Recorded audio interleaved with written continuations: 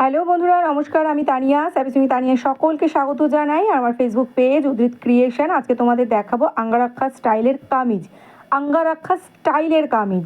তো এটা যেহেতু পুজোর আগে আমার একটা কুর্তি কাটা ছিল, তারই ডেমো হিসাবে আমি তোমাদের দিচ্ছি। পরবর্তী ভিডিওতে আমি এই কুর্তির সম্পূর্ণ সেলাইটা তোমাদের দেখাবো। তার আগে দেখে নাও কুর্তি কামিজ কামিজ কাটিং করতে হলে কোন কোন মাপগুলোর দরকার হয়। সাইডে আমি লিখে দিয়েছি, এখানে শুধু পাছার মাপটা নেই, পাছার মাপটা হবে 42। তো এখানে দেখো, সবার আগে আমি ঝুলের সঙ্গে 1.5 ইঞ্চি প্লাস করে নিয়েছি। পিছনে যারা গলা ছোট রাখবে তারা উপরে 1 ইঞ্চি এক্সট্রা নিয়ে নেবে। এখানে যেহেতু আমার গলার ঝোল 2 ইঞ্চি, সেই জন্য আমি পিছনে 1 ইঞ্চি এক্সট্রা নিয়েছি। তো দেখো, এখানে পুট যা থাকবে তার 2 ভাগ করে নেবে, কারণ হচ্ছে এখানে কিন্তু আমি পিছনের গলা 2 ইঞ্চি রাখছি। এবার দেখো, এখানে আমি তোমাদের এবারে স্টেপ বাই স্টেপ সমস্তটা ছবি এঁকে দিয়েছি।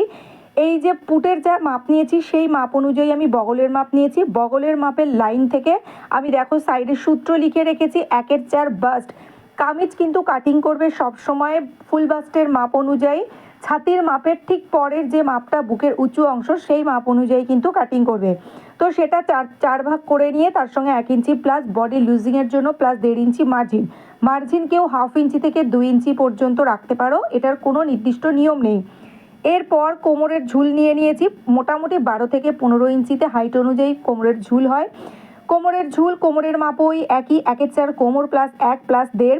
তারপরে নিয়ে নিয়েছি পাছার মাপও কিন্তু ওই রকম প্লাস 19 ইঞ্চি থেকে 22 ইঞ্চি মধ্যেই কিন্তু মানুষ পছন্দ করে।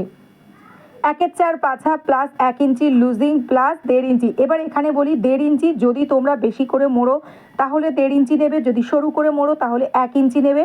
এবার নিচের ঘেরের যে অংশটা থাকবে, যদি কেউ স্ট্রেট চাও তাহলে পাছার যে মাপটা তোমরা রাখছো তার থেকে 1 ইঞ্চি কমিয়ে দাও।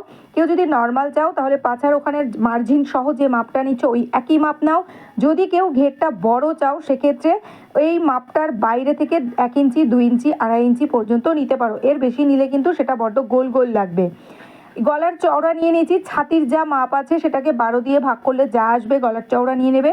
সামনের গলার ঝুল নিয়ে নিয়েছি আমি 7 ইঞ্চি, একটা ভি গলা মতন করে তার উপর থেকে এইরকমভাবে আমি আঙ্গারাক্ষা স্টাইলটা করব। তো ভিডিওটা যদি ভালো লাগে তাহলে অবশ্যই লাইক করো, কমেন্ট করো। যারা এখনও সাবস্ক্রাইব করেনি তারা প্লিজ সাবস্ক্রাইব করো। আজকের মতো ভিডিওটা শেষ